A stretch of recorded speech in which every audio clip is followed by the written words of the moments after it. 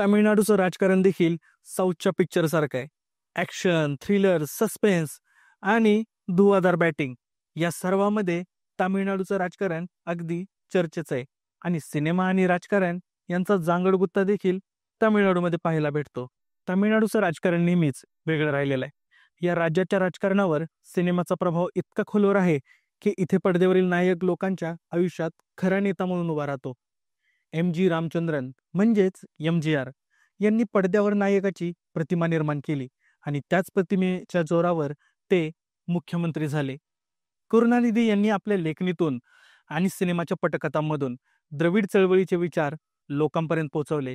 तेही तामिळनाडूच्या राजकारणात अढळ स्थान मिळून गेले. त्यानंतर जयललिता आल्या. पडद्यावरची आकर्षक अभिनेत्री जनतेसाठी अम्मा ठरली आणि त्यांनी अनेक वर्ष राज्याच्या राजकारणावर अधिराज्य गाजवलं. म्हणजे तामिळनाडूचं राजकारण हे केवळ सभांवर किंवा घोषणावर उभं नाही, तर ते उभं आहे लोकांच्या मनात झालेल्या सिनेमातील प्रतिमावर. नमस्कार, मी सचिन नलावडे आणि आपण पाहताय विश्व TV मराठी. आता ह्या सगळ्या परंपरेत थलपती विजय यांनी आपलं पाऊल टाकलंय. गेल्या कित्येक महिन्यांपासून त्यांच्या राजकारणाबाबत प्रवेशाची चर्चा सुरू होती. चाहते उत्सुकतेने वाट पाहत होते. राजकीय निरीक्षकांचं लक्ष लागलं होतं आणि अखेर त्यांनी घोषणा केलीच. ते आता राजकारणात येत आहेत. त्यांनी स्थापन केलेला स्वतःचा पक्ष तमिळगाव वेत्री कझगम या पक्षाच्या स्थापनेनंतर त्यांनी जी पहिली सभा घेतली ती भव्यतेने गाजली. सांगितलं जाते की या सभेला 2 लाखाहून अधिक लोक उपस्थित होते.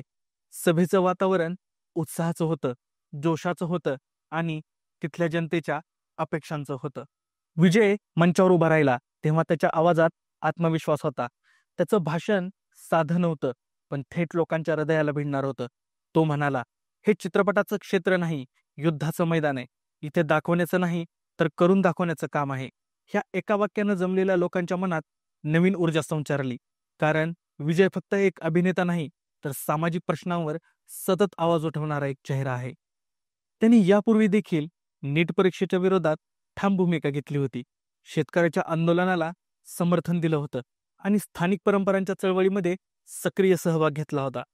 त्यामुळे जनतेला तो केवळ स्टार वाटत नाही, तर समाजाशी जडलेला, लोकांच्या भावना समजून घेणारा जवळचा व्यक्ती वाटतो. तिथल्या सभेमध्ये शिस्तबद्ध लोकसमुदाय होता, घोषणांचा गजर होता, पण सगळ्यात महत्त्वाचं म्हणजे विजयच्या प्रत्येक शब्दाला तिथे दाद मिळत होती. त्यांनी भ्रष्टाचाराविरुद्ध ठाम भूमिका घेतलेली आहे, शिक्षण आणि आरोग्यासाठी ठोस उपाययोजना केलेली आहे आणि सामाजिक न्याय हा आपल्या राजकारणाचा केंद्रबिंदू असणार हे त्यांनी स्पष्ट केलंय. यावरून एक गोष्ट स्पष्ट झाली की विजय फक्त चमकण्यासाठी राजकारणात नाही आलेला, तर तो अभ्यास करून, तयारीनिशी आणि जनतेच्या खऱ्या अडचणी लक्षात घेऊन तो मैदानात उतरलेला आहे. आता मात्र सगळ्यांच्या मनातला एक प्रश्न की 2026 मध्ये काय होणार? विजय मुख्यमंत्रीपदाचे दावेदार ठरतील की तामिळनाडूच्या पारंपरिक राजकारणात त्यांची विल्हेवाट लागल? इतिहास सांगतो, या राज्यात सिनेमा आणि राजकारण हे काही वेगळे नाहीत. MGR, करुणानिधी, जयललिता या तिघांनीही पडद्यावरून राजकारण गाजवलं आणि आज विजय त्या परंपरेची गुढी पुन्हा एकदा उभारताना दिसतोय. थलपती विजय यांची राजकीय एंट्री ही फक्त बातमी नाही, तर एका नव्या युगाची सुरुवात आहे. सिनेमे पाहून मोठे झालेले, त्यांच्या अभिनयावर प्रेम करणारे लाखो लोक आता त्यांना खऱ्या आयुष्यात नेता म्हणून पाहू लागलेत. त्यांच्या एंट्रीनं तामिळनाडूच्या राजकारणात एक नवीन समीकरण उभं राहिलंय. पारंपरिक पक्षांच्या आता या नव्या चेहऱ्याशी स्पर्धा करावी लागणार आहे.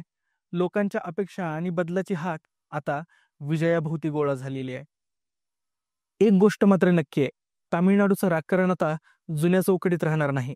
सिनेमा आणि समाज यांच्या संगमातून उभा राहिलेला हा नवा नेता पुढील निवडणुकांमध्ये किती प्रभाव टाकेल हे येणारा काळ ठरवेल. पण आजच्या घडीला लोक एकच बोलतात, थलपती विजय फक्त पडद्याचा नायक राहिलेला नाही, तर तो जनतेच्या आशेचा नवा नेता बनलाय.